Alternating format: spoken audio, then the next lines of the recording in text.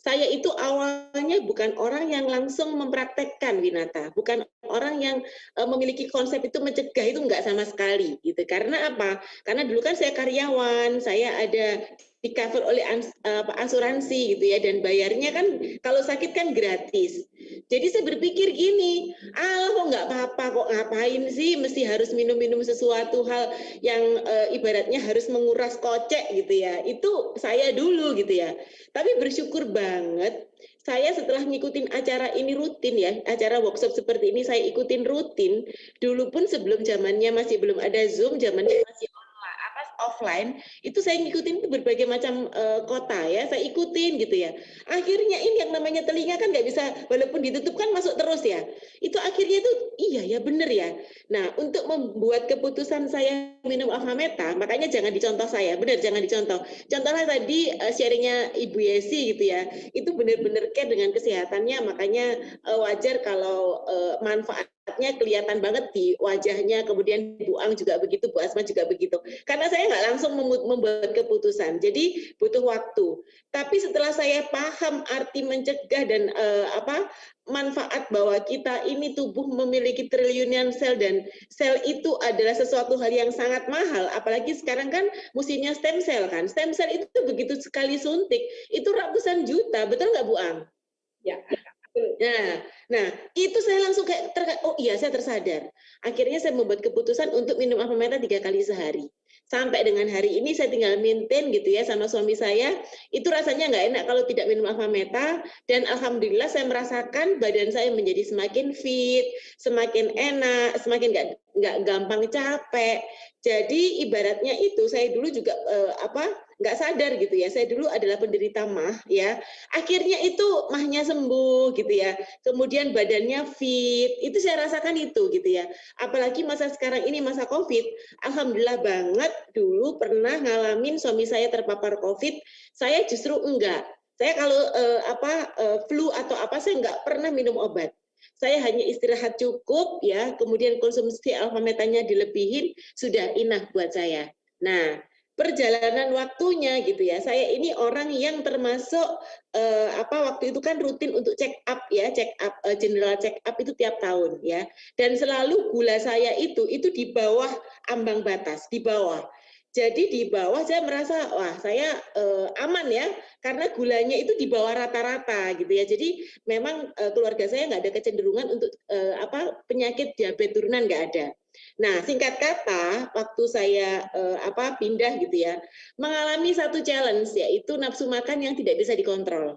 Ya, jadi makannya itu lumayan ya, apalagi makan yang manis-manis, ketemu di Jawa, pulang ke Jawa makanannya kuenya manis-manis. Waduh, sudah makan saya nggak kekontrol gara-gara pada saat saya general check up itu gula darah saya itu selalu di bawah ya. Jadi saya aman dong. Nah, udah gitu saya aja waktu itu agak longgar dengan olahraga. Singkat kata saya kaget, saya mengalami kebas, tangan saya kebas, saya kaget. Tak pijetin gitu, kok nggak hilang-hilang kebas saya ini gitu ya. Kemudian jujur ya, waktu itu penglihatan saya itu sudah mulai buram. Saya kaget luar biasa, ya kaget bener. Akhirnya saya diminta sama dokter mata itu saya ke dokter umum untuk cek gulanya sama tekanannya. Saya kaget ya gula darah saya HbA1c saya itu ternyata sudah ibaratnya itu mengalami satu kondisi diabetes. Siapa saya nggak shock kaget loh, kok bisa saya diabetes ya gitu loh. Ternyata tadi itu pola makan dan pola hidup yang tidak seimbang ya. Jadi maksudnya itu agak sedikit tidak terkontrol gitu ya. Nah, longgar ceritanya begitu. Jadi minum Avametanya tidak saya imbangi dengan pola makan yang baik. Nah, singkat kata akhirnya saya putuskan, kok pas ada Vitomax. Nah, ini Vitomax ya. Vitomax ini saya nggak mikir waktu itu apa-apa, cuman karena ada buah dan sayur, pikiran saya satu, pasti di kulit bagus. Apalagi usia saya kan udah usia yang nambah terus kan gitu. Wah, saya putuskan untuk saya minum 3 kali sehari bahkan lebih gitu ya. Dan kalau tadi Bu Asma bilang ya, ada loh yang minumnya langsung, itu saya banget. Itu saya langsung. Apalagi kalau pergi-pergi kan minumnya pakai air kemasan gitu ya kan. Kalau penuh begini kan agak susah kalau minumnya disebut harus langsung minum ya. Nah, karena kan minumnya harus lebih bagus fresh. Singkat kata, begitu saya minum rutin Vitomax-nya, saya kaget loh.